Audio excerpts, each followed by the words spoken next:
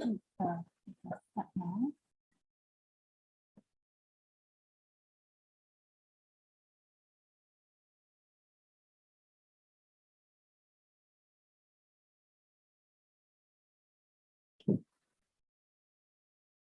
Good evening, and warm welcome to Brother Joe and brothers and sisters around the globe to the Wondrous Lotus Sutra.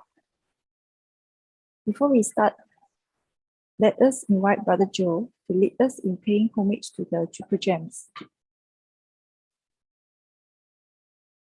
Please rise, arms together, push up, open down, head down. We bow to our beloved Master, Ching Yen and other masters.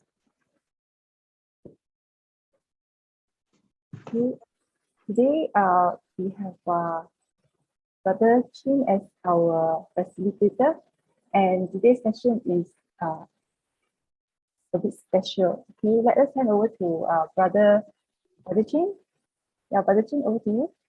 Kanan, Sister Lily, good evening, brothers and sisters, and friends in Dharma family. Brother Joe. So today, actually, Sister Siu-Ching asked me to have this session, and there's really nothing that really has been planned. It's fairly open, and so because the topic is fairly open, so I thought what I'm going to do is to really explore the questions that I have in my mind. Now, we know that in chapter 5 of the Lotus Sutra is about the medicinal plants.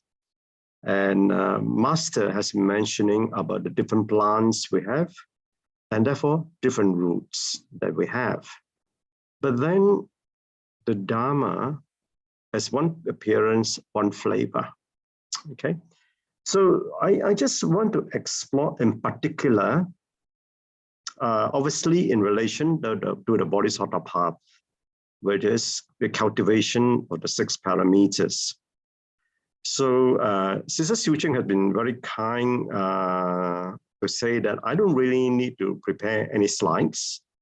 And maybe I can just have 1 or 2 slides. And here it goes. And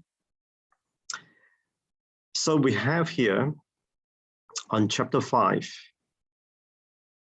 about medicinal plant roots and the 6 parameters. And I will open this up really for discussion. Now, I think most of you know that Master mentioned a lot about the 6 parameters and that we need to cultivate on the Bodhisattva path. Generosity, which is about giving, of course. Precepts for us to uphold our morality, the patience, and the diligence that we should be having so that we can persevere through whatever difficulties that we may face. Samadhi, which is the stillness of our mind, and wisdom.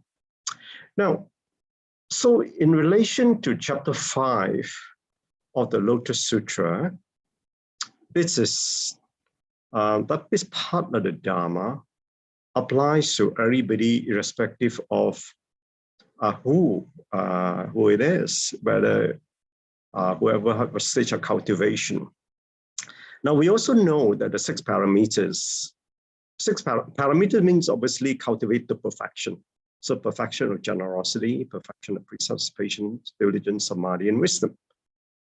You know, when I first look at it and say, these are the 6 virtues or in the parameters that we go into perfection, it seems on the surface easy enough. And I look at the brothers and sisters, and I look at them, yeah, they already cultivate all this. So it's then, why is it then that we take so many lifetimes, as Master explained, innumerable lifetimes for us to cultivate this. If these parameters seem seemingly on the surface easy to understand, so therefore, but then say this is the Dharma, and one flavor and one appearance. But then Master went on to say, obviously, how well we can absorb the Dharma depends on our capabilities. But then our capabilities also depends on what sort of roots that we have. So, and I begin to wonder myself, what roots do I have? And what sort of roots that I should be having to absorb these nutrients of the Dharma rain? And this is a question that I would like to pose to all of you and open for sharing. How do we grow the roots? What are these roots? And so this is the only slide really that I have. And so I would like to open this up because I'm facilitating, so I can ask questions and learn from you. So anybody, any thoughts on this? If you open up your video, that would be encouraging to explore what are those roots that we need to grow to nourish ourselves, to grow in those virtues. And let us start with just generosity. And this, I don't know how you feel, because when I look at this 6 parameter, okay, generous. So is that so simple? And what do you mean by perfection or generosity?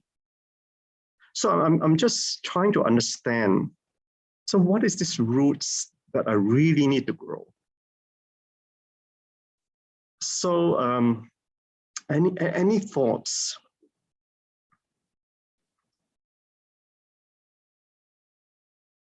And anyone? So I don't know the answer. So therefore, I I get to ask the question. Sounds like a trick question, Brother Chin. So these roots, what sort of roots that we need to have to walk this bodhisattva path, to absorb that dharma or generosity? And I guess maybe another way to look at it is, what is hindering us to practice generosity? That's another way. If I understand what is hindering me to practice generosity, then I know, yeah, maybe that is the root I need to grow, right? Does it make sense? Yeah. Right. So maybe that, instead of asking what roots, maybe ask ourselves, yeah, what is the barrier? Because the barrier will lead us to what root to grow, right? Mm-hmm. Okay. So what do you think? Why are people not generous? What is hindering that? We can say it's greed, right? Yeah, people, because greedy, they don't want to give, but greed is a result of a certain root. Attachment. Yeah, attachment is also a result of a certain root, isn't it? It's like the outcome of what is that root which is hindering? What is that root that lead to that attachment? What is that root that lead to that greed? Selfish, self-centeredness. Yes, I guess, yeah, we're selfish. Okay, let's put it this thing, we're selfish. we're greedy, we are attached. Fear. Sorry? Fear. Fear of losing Fear of something. losing. Mhm. Yeah, fear of losing. And but so you all these things, it's like there's something in that root inside us. What is that root inside us that lead us to be? Oh, that sounds promising. I think it's the barrier that we have, that we identify ourselves as different from, it's a duality. What? Sorry? The sense of duality. Duality, yes. So we live in a world of duality, right? Happiness and sadness, gain and loss, obviously, yes. And I and you, the separation. Absolutely. So we have this separation, we have these differences within us. But that differences within us must arise from a certain, if I use the word desire, right? A desire. We are, what realm are we in? We are in the desire realm, right? Yeah. So therefore, if we are in the desirous realm, and as human beings, that's what the realm we are in. Video.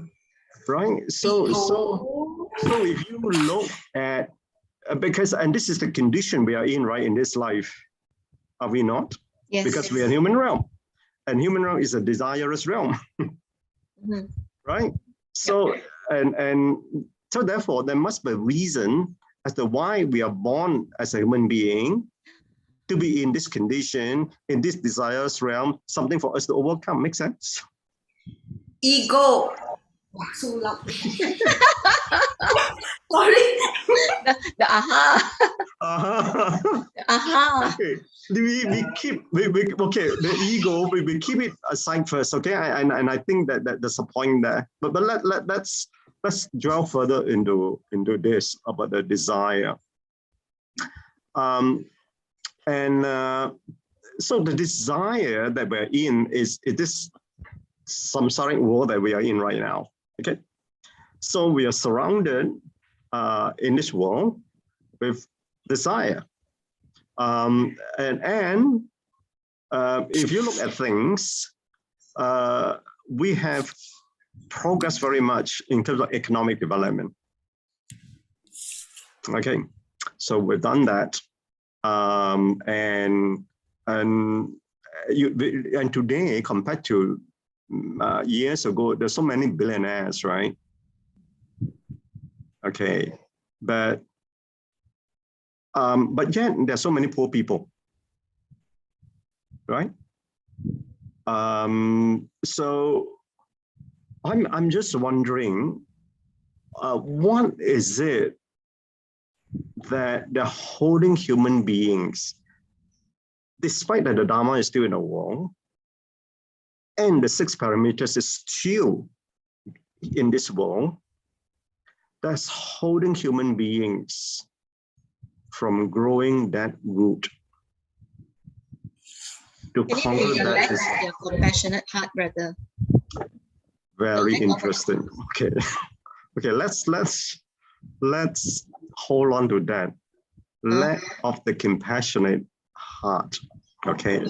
I think Okay. Sorry. I think it is faith and understanding. The faith, our faith and understanding. Okay. Because we are unaware, but with faith and understanding, we would be able to grow our roots and overcome all the hindrances. Okay. Good point. I think it's our heart, the pure heart that has been covered by a layer of ignorance. We call it so over many lifetimes, we are not able to open door to our hearts. Wow, that is a eureka moment. The one that we couldn't open anymore because it's covered so thick, the dirt. The compassionate heart. You just couldn't find a door back to our pure heart. Okay. So the root to grow for me is the root of compassion. Okay, let's explore this. Let's go to Sister Hui Feng about the faith and understanding. Now, the Dharma has been given. The 6 parameters have been given, right? And Master has explained to us. And we seem to understand generosity, precepts, patience, diligence, samadhi, and wisdom. Okay, we understand that.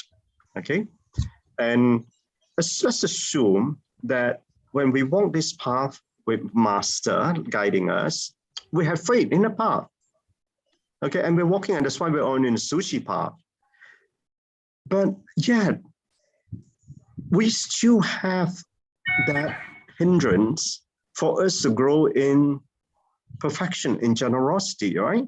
Because you just imagine, look at your daily life. Are you able to give unconditionally at anything? Because when you give, you are giving, it's not about being material things. You have to give your time, your effort, and you give your attention. And there's so much demand for you, isn't it? There's only 24 hours a day. You got a demand from your family. You got a demand for your time at work. You demand that you walk the path and cultivation, things like that.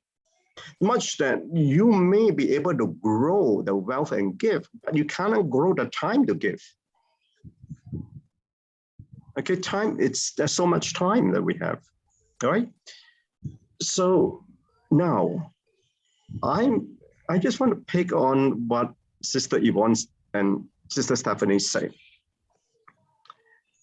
The call of a desire comes from the root of the heart, isn't it? Yep. That's why we got a desirous heart. So when Master asks us to grow in great love, smaller to great love is in the heart, right? So, do you then think that generosity, the root of generosity, must be the heart? Does it make sense? Yes. Yes. Agree? Yeah. Okay. Because you expand. Yes. Even Now, what loving kindness and compassion got to do with the heart, right? absolutely, absolutely. That's what I agree with you. Your heart has to be awakened and tender before you can even cry, because you can even empathize with somebody. So that heart has to be awakened first, before you can even shed the first tears. I agree. So, sorry, somebody said something? No, I was just thinking, yes, it comes from the heart, but Yeah. it comes from your mind. Because your mind is the one that controls your heart. Absolutely. But the interesting observation, Sister Hui Feng, let's look into that, the heart and the mind, right?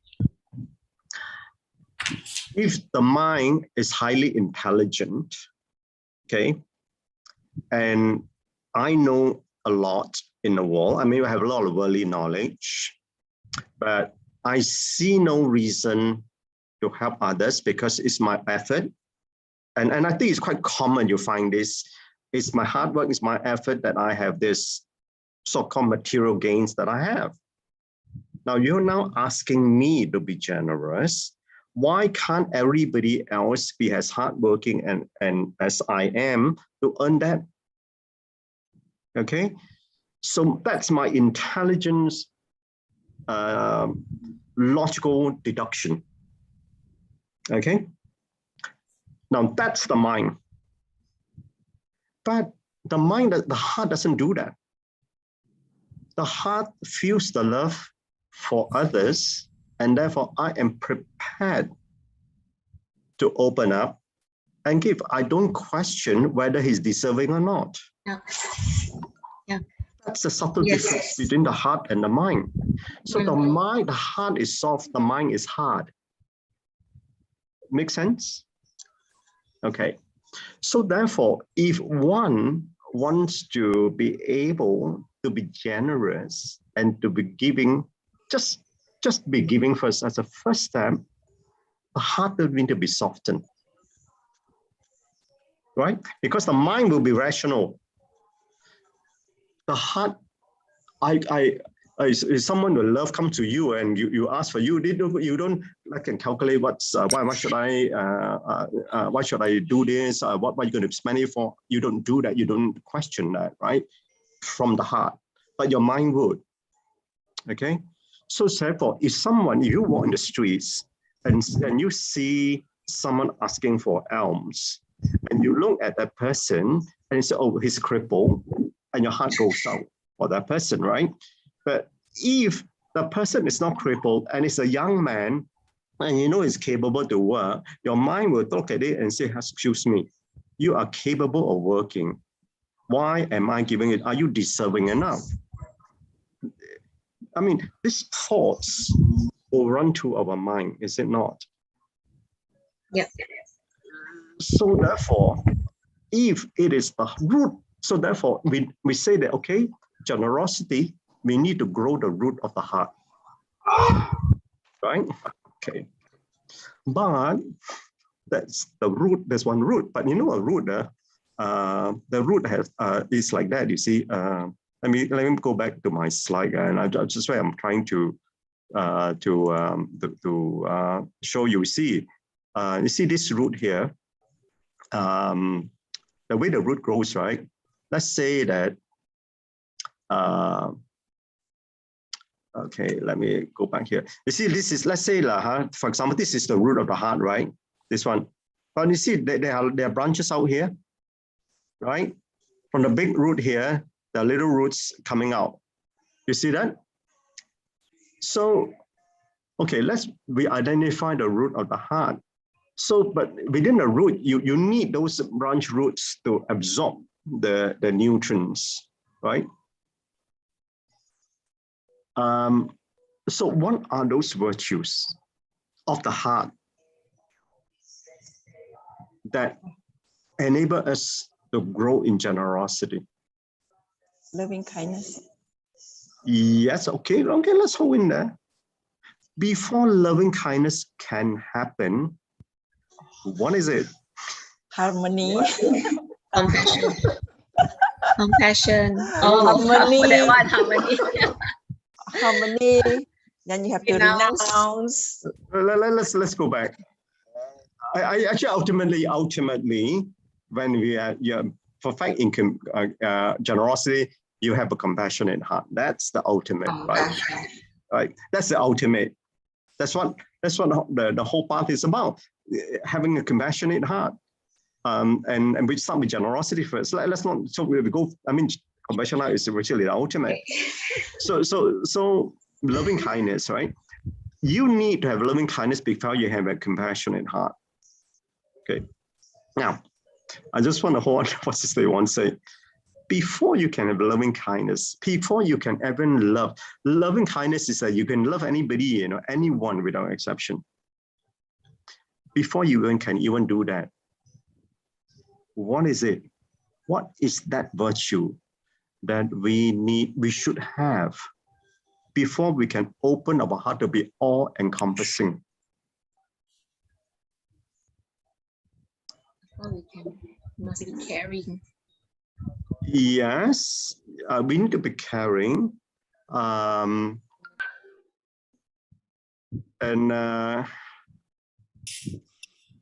Before can I say something? Can it be understanding? Understanding. Yes. You have to understand. So like when we are asking for donors, some we find donors difficult to get. So if they we just tell them maybe you want to do a good deed. So when they understand, they're donating, they're doing a good deed. So probably for that reason, they will donate. Okay. So that understanding is to rationalize with the mind, right? You need to rationalize with the mind. But what I'm trying to say is before you can rationalize with the mind, you need to convince the heart. Yeah. That's what I'm trying to do now. Yeah. Yeah, go ahead. it will go back to master sport, the spiritual soup, you know, the four spiritual. At the end, actually, she wants us to be able to have a harmonized state, because the spiritual soup she talked about is that we, in whatever interaction with people, we can come to a state of harmony. But most of us very hard to achieve because our mind still judgmental, ego. That state you need to really can achieve. Then I think you will reach the loving kindness. Okay. All right. Okay. It's a good point. Yeah. And then, yeah, sorry, Sister Hui Feng. Go ahead. The other thing is, I was just going to say is that Master keep on telling us, you need to experience to be able to know and to Absolutely. be able. So that is the reason why she's been asking us to go among the masses, so that we can open up our heart. And once we see that, we realize, then that will go into our loving kindness and compassion. Okay. Let's hold on there. Absolutely, I totally agree. Now, we will do all these things. We go out, we cultivate, and we mix among the masses and things like that. But you know very well that to achieve that, to the state of harmony and be able to have loving kindness, meaning you be all encompassing, the Master asking us to do, right? Be all encompassing. Ask yourself this, is there any hindrance within you to be all encompassing or not? And what is that? You see, we need to identify what are these hindrances, because otherwise we can go in imperfection, in generosity, right?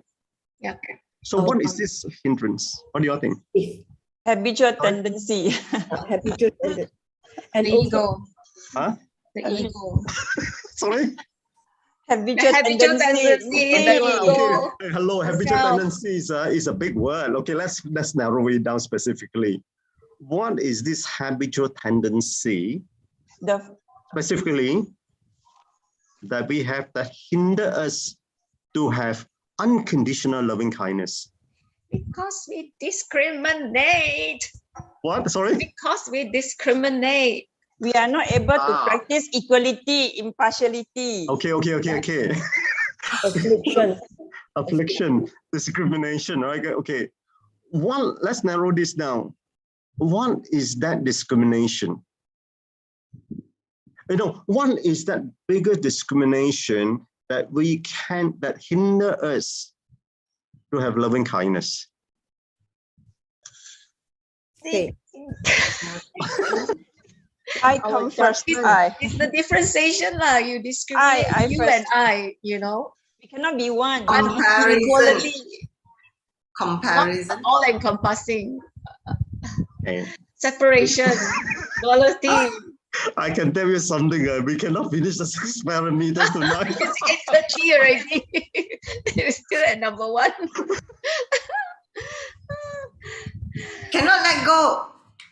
Oh, okay. Let's hold on to Sister Irene. Cannot let go. What is it that you cannot let go? Cannot let go of the self. Or what?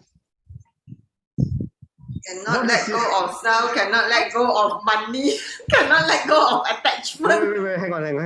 We're not talking about money here, right? We're talking about loving kindness. You're only about loving kindness and able. What is it that hinder you to love everybody? Look at yourself. Can I love everybody? Okay, is there someone you cannot love? Oh God. yeah. Okay, what is that? What is that holds you back from loving? Fear. Unknown. Fear. Okay, see, the word said love all sentient beings, right? But the day I saw a woman, I get scared. No, I can't kick off. You have no faith in their Buddha nature. See or not? You see, love all equally. I see the snake, I cannot love the snake. I fear first. You have no faith in the snake's Buddha nature. I'm not able to let go. If the snake bite me, I die first. Just like I cannot have faith that my the cockroach has Buddha nature. Okay. My first reaction is fear first. Trust. Okay, so Hui Feng will say something. Trust. Right? We don't trust the people. That's the reason why we have ignorance. We have trust. All right. Let's hold on there. You cannot trust the person. Okay, let's hold on there. But you are giving loving kindness. You are not giving money. Okay, I've just purely thought about loving kindness first. Okay, so one is this trust factor, and Sister Irene say can't let go.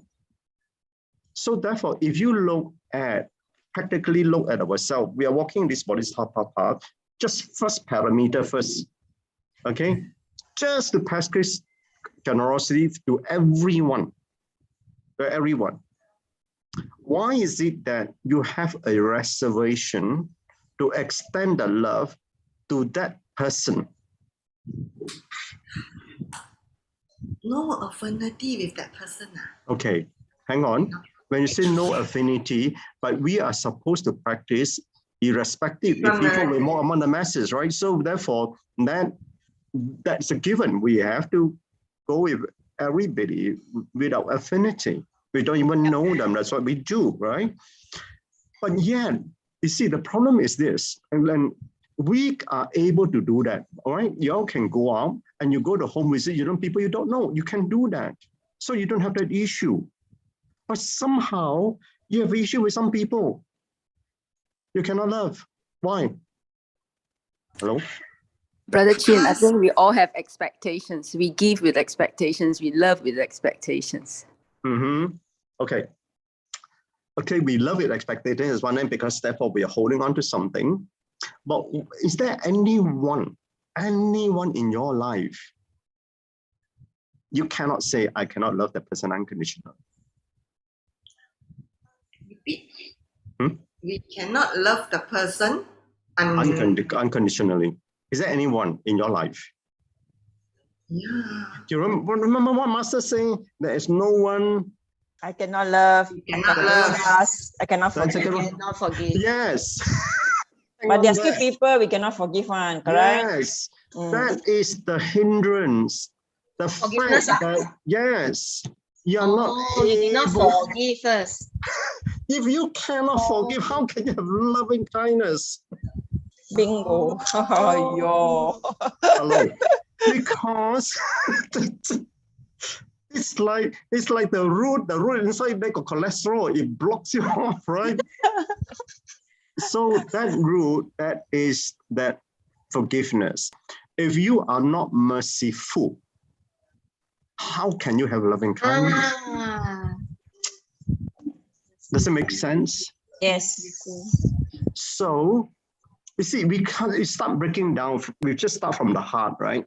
Okay, we need to grow the compassionate heart. Then Sister might say, okay, we need to have loving kindness. Great. So loving kindness, but I'm just leading you on. Before you have loving kindness, you need to be merciful. Because if you are not merciful, you cannot have, because loving kindness that you have is selective loving kindness. For now, because Master say all embracing.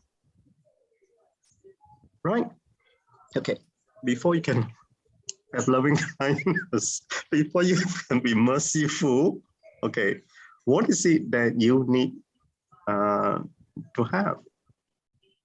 One step even before being merciful.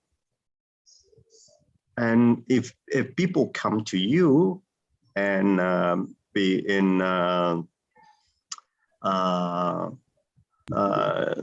to be able to get into you, basic things, and in our daily life, people will come to you for what? help lah. Yes. Help. Yeah, always. Okay. Yes. So sometimes you discriminate. Some you help, some you don't. Okay. That's why I discover about myself. Yeah, still discriminate. So you need to be helpful first, correct? You need to be helpful before you can be merciful, right? Yeah. Okay. Before you are helpful, one step before that, Caring. you need to be caring. You need to have a caring heart before you even can help, right? Yep. Okay. Is there a virtue we need to grow before even we are caring? Kind, caring, helpful. Kind. You need to be kind. So the fundamental thing about generosity, to practice generosity, you need to have the basic kindness first, isn't it? Yes. It's 8:36. We always But human very hard. They all human, Oh. I think including me lah, Oh, that of you course. have biasness. Sometimes, not even though not every time, sometimes you choose and pick. Oh, of course, you're absolutely correct. That's the reason why we need to practice these 6 parameters to eliminate all this, right? Yeah. So just the first parameter of generosity Comes from kindness. you Kind need heart. to be kind first. Kind heart. If the kindness is not even in the heart, you cannot even start to be giving, right? So when you give to be kind, then you open up it. Okay, I give. Then you start.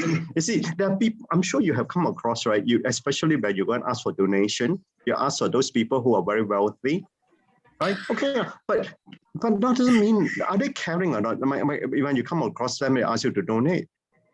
You know, some of them say just give, right?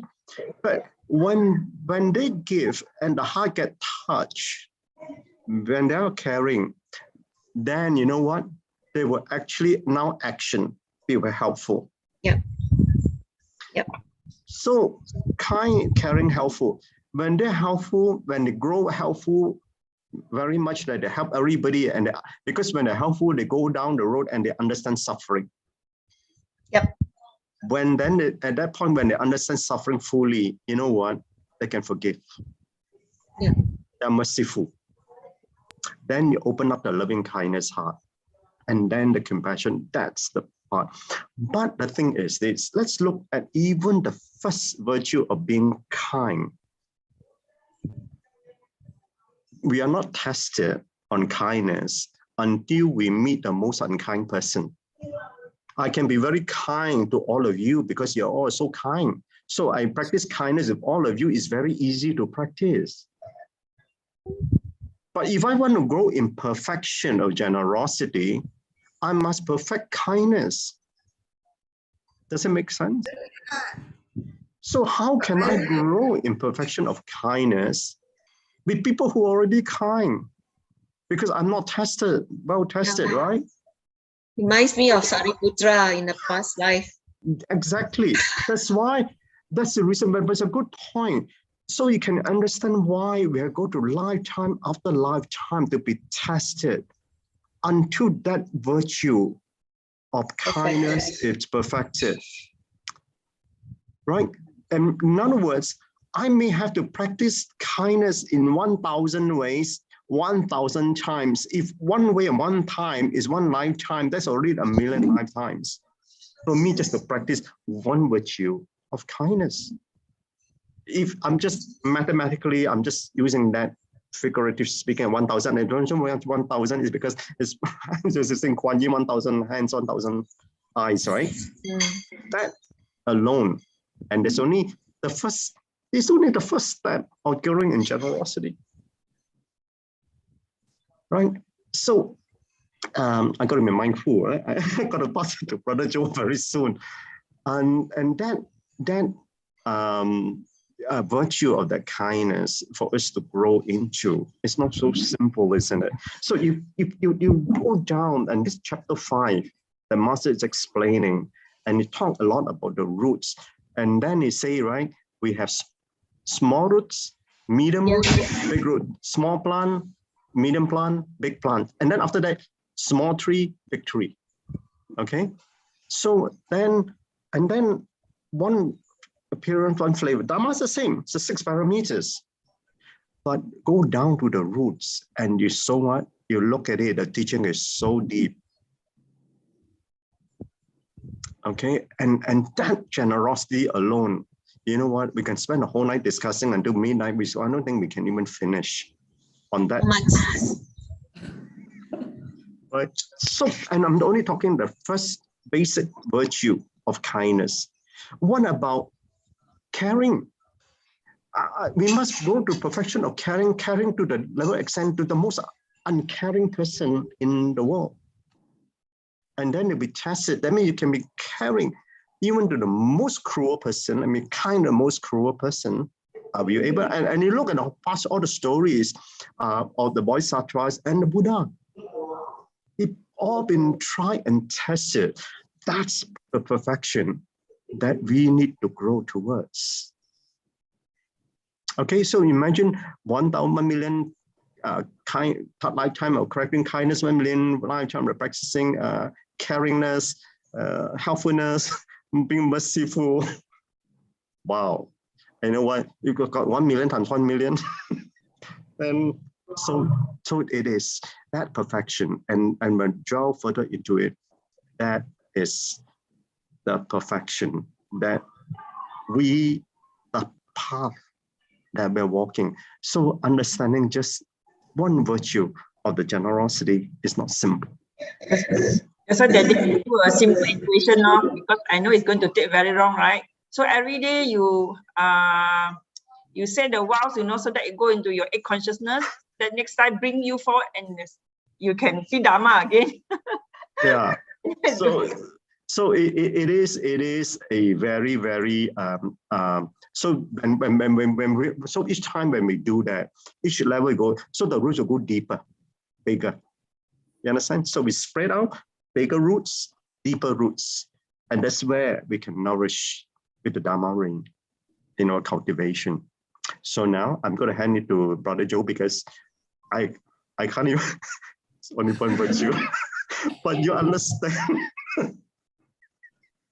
We understand, I think, the perspective of how that very simple virtue is not as simple as it seems to be. Yeah. So, Brother Joe, I think it's time for me to hand it over to you. Okay. I think it's very difficult to follow what we had just discussed. And I don't even know where to begin. I think one of the hardest things, the reason why I think it's difficult is because, as Brother Chin had mentioned, because it's almost like you're trying to explain, you're trying to explain what's in the dirt, which is the root. But what you see isn't what's in the dirt. You see the fruits, you see the plants, you see the plant that grew out. So for example, the 6 perfections are what grew out. And yet we're trying to imagine what the root looked like from how the fruit looked like. So you're almost like, you're looking at the child, and then you're guessing which one is the parent. And that is ultimately very difficult. And that's what the Buddha was trying to teach us, because he couldn't show us what it is. He could only show us what it eventually gives rise to. So that's why it's so difficult to grasp it, right? It's hard to grasp the root because it's in the earth. And that's why we have so many people today, when they see the food on the table, and when they actually get to see the actual plant, they go like, wow, that's how it looked like. No one knew, because we didn't know how it looked like, right? And that's why you have that's why it's difficult, and we had to reverse engineer, and that's why we say we put this and this together, and maybe we get this fruit, and then we put this and this together, and then we get this fruit. And when we didn't get that fruit, we know that this wouldn't be the right path. So then we go back and we try it again, and that's how we had to reverse engineer what the Buddha had taught us, because the Buddha gave us what was on the outside and all the teachings, and what's on the inside is for us to try to portray. So if Master does this, or if the Buddha does this, then we follow the same thing, and then maybe we'll feel the same way, right? And that's what I think the root is trying. That's why it's so difficult. And I always go back to this. Master always talks about 种传, right? The 种子.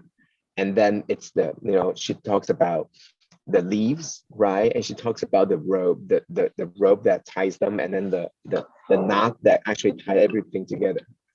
Well, that's exactly it. nobody eats 粽串, right? Nobody eats 粽串, and I bet you don't eat that, right? And no one eats the leaves, right? So no one eats any of these except for 粽子. So that's just it, right? We see the fruit of the Buddha, right? The fruition, which is the perfect being, or the being with the perfect wisdom, and we all want to become that. Yet the actual teaching is in the things that cannot be eaten, not the 粽子, right? Not the rice, not the thing itself. And that's where we have to become, not the thing to be eaten, but it's that, and that's the root. And that's why it's so hard, because and Master is telling us that, hey, but if you look underneath the dirt, you would see that the roots of the trees and the grass, they're actually all the same. And then you go like, oh, so it's not different. So whether you are right, or whether you are in the wrong, or if you are enlightened, or if you are afflicted, you got the same root. Oh, then it's a different view altogether again. So the reason why I'm just thinking about that was because of Brother Chin. It's just, goes and spin your head around, and then maybe you start thinking something different, and now that's what happened. So I'm not even sure what I'm talking about, but it seems something like. Yeah, I guess, Brother Joe, you're right. We have one seed. We got the same Buddha seed in all of us. But the question is, how well are we growing the roots of that seed, right? And that's what we need to nourish it with the Dharma rain. So how are we going to spread that root of that Buddha seed within us, and to absorb those nutrients for us to grow? I guess that's one the whole thing about growing the roots. But Brother Joe, you're absolutely correct. Most of the time we see the fruits. We see the person, okay? We see the Buddha, same thing, we see the cultivator. That's what we see with our eyes. But we don't know what's underneath that. And so that's why. Yeah. And just recently, when we are, you're listening to Master, right? And somebody asks a question, and then you probably will be thinking, well, how would Master answer? And it usually usually is very different from what you would think, or how you would answer, right? So it's the same idea that you see the answer, but you have to guess why Master said what she did. And ultimately, if you unwind it enough, maybe you and Master's answer, the root will be the same, but when there's so many things on top of it, then it becomes different, right? So it's somehow it becomes different plant, but we actually have the same root. And that's absolutely, yeah, totally agree. Right. I guess that's because sometimes depend on the condition that we are in, because we will go differently. Number one. Number two, I guess, is that each one of us, when we take on this life, we got different things that we need to correct ourselves in this life, right? We have undertaken, it could be generosity I need to correct in my life. It could be, for somebody else, it's more about self-discipline, I guess. And that's why each one of us is a sutra, as Master say, right? Each one of us is a sutra. So, and the question is, we need to learn what is that sutra that we have brought along from our past life. So, because therefore this life, because we are not enlightened, that means our roots are still reaching all over the place, and we'll get a different perspective, I guess. So what do you think, Brother Joe? I think you're absolutely right. I agree fully with what you said. Yeah, I mean, it's so interesting. That's why, one of the things that Master mentioned, and that's something that I learned when Master mentioned goes amongst the masses now. And that's a very fundamental reason, I think, for this, that You see, when I only have one life, right? In this life, I only have this life that I have. So therefore, I can only learn about myself as to what I could need to correct myself. The difference is, I must say, go amongst the masses and I walk the path with you all. I actually learn about the sutra of your life without living it. Right? So Yep. my understanding, my experiential learning is that I am, and here experiential learning meaning I grow, I live the life in accord with the Dharma in my life, so which I learn. That's my wisdom life. But I would also like to learn the wisdom life of Sister Stephanie, but without living it. So that's advantage of being in a spiritual family. And also when you go amongst the masses, when you hear their stories about their life. And therefore, we can then grow into broader root learning about the sutra of life of somebody else. Make sense?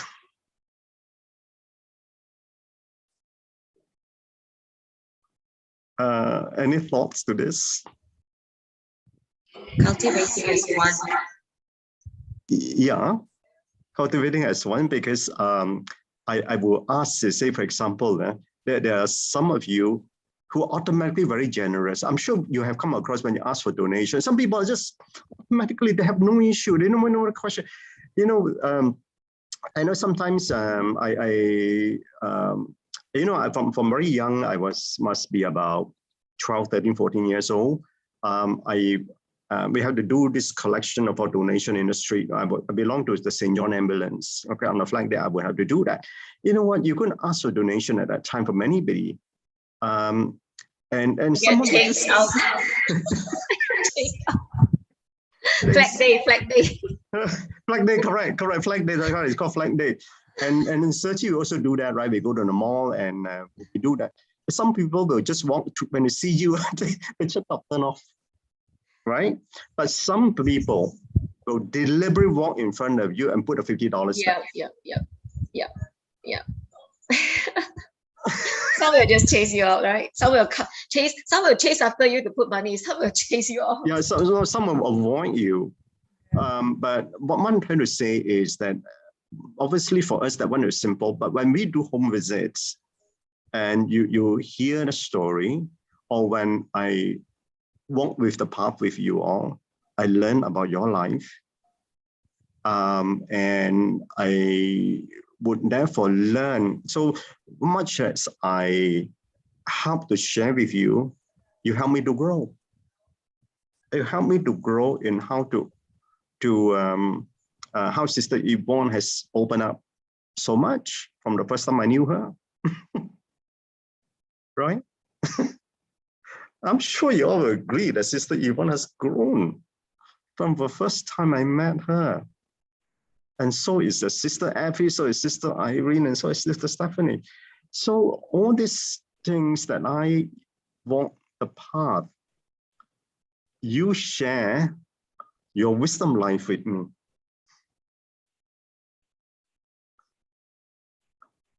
We lost Brother Joe. Oh, is it? Yeah, Brother Joe, all yours. Oh yeah. But truly, like what Master said, you need to go among masters. The first thing is to awaken people's heart. So when they see people in suffering, when their heart is awakened, right, you can see the person is being transformed to be generous or even to become patient and so forth. Yeah. Because I see that in my home brother. From a very hot-tempered person and follow CBI, I could see the changes. No? So it's true, as he interface or interact with all the refugees and calling them, somehow his heart got awakened. No? So Master says it's very true. You need to go to the masses and then there your heart got awakened. And then you see the person transform. Yeah. Brother Joe, yours. So that just means that we're not supposed to be the single tree or single plant, right? We're not supposed to live in the pot.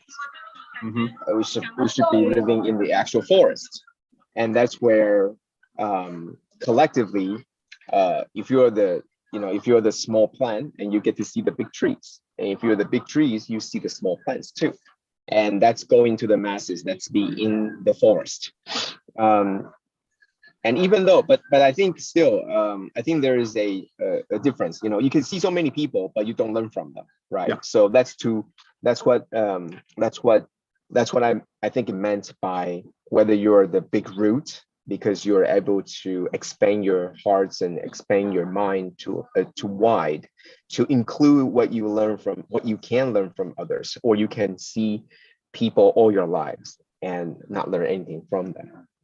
So we had to be humble enough to say, oh, that's why Master always says that there's a teacher in everyone, and that we could learn from everyone. If we see it that way, then truly, there is a purpose and function of go amongst the masses. Otherwise, you could be in the masses all day and you'll still be all by yourself.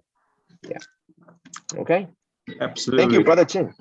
Thank you, Brother Chin. That was a good way to cap it off, because it was difficult to understand at first. I thought I started a riot, Brother Joe.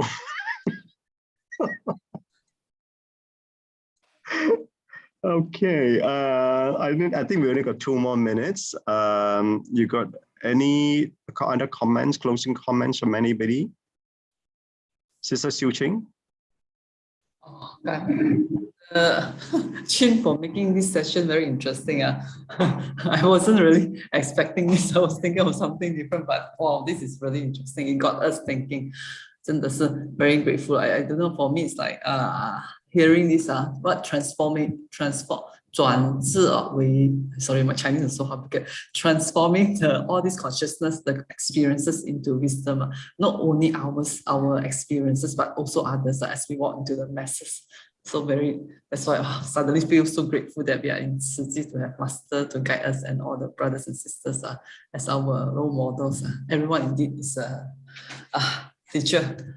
Okay, and okay, because of time constraint, it's about 9. But before we end the session, we wish to take this opportunity to last week, one of the sharers, Sister Man Zhen, the sister who shared about these cancer sufferers, we heard that the son is in hospital. Sungai Buloh, apparently he's in a very critical condition. These 2 days are very critical as he's battling through COVID and meningitis. So sister is hoping that all of us, we could garner all of our prayers, the strength from the prayers. We wish that, pray for the full recovery of the son. Okay, and before we end the session, maybe Sister Lily can play the prayer song. And we are very grateful to all the brothers and sisters for being here today to lend support. May our prayers be heard by 10 directions. Okay, Sister Lily. Go ahead. In my heart, I feel deep gratefulness. All my heart is filled with sincere prayer. From all corners of the world, let us join our hearts and pray for a world of harmony and peace. From my heart, I pray.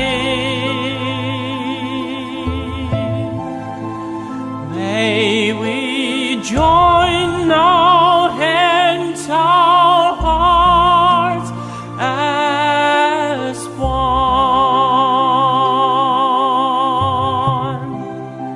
Spread the seeds of great love, nurture wisdom evermore.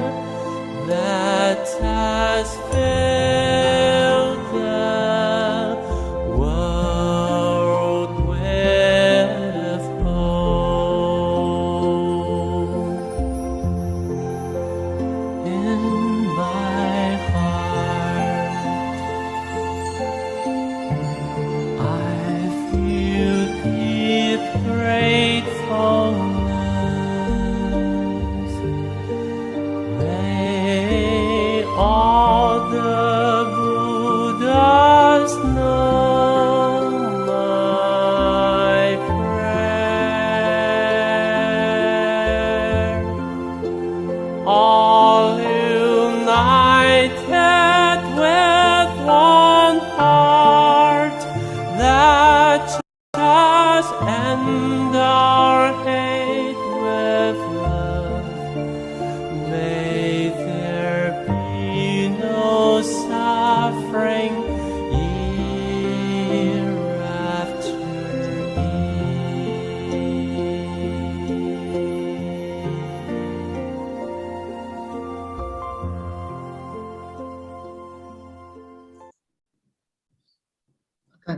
May all minds be purified, may there be peace in the community, and may there be no disasters in the world.